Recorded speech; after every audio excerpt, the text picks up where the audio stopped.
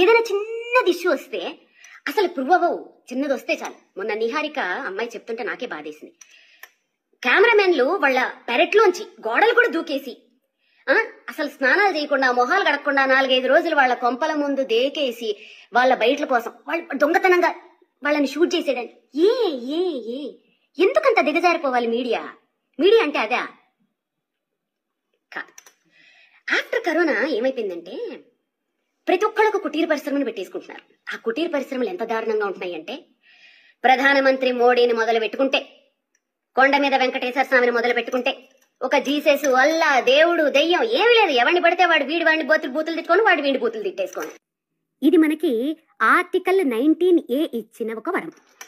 ఇక్కడ ఏంటంటే జోకు, ఒకళ్ళ మీద ఒకళ్ళు కేసులు వీటి మీద ఏం పనిచేయవు. అలా పెట్టదలుచుకుంటే ఎన్నో పెట్టచ్చు.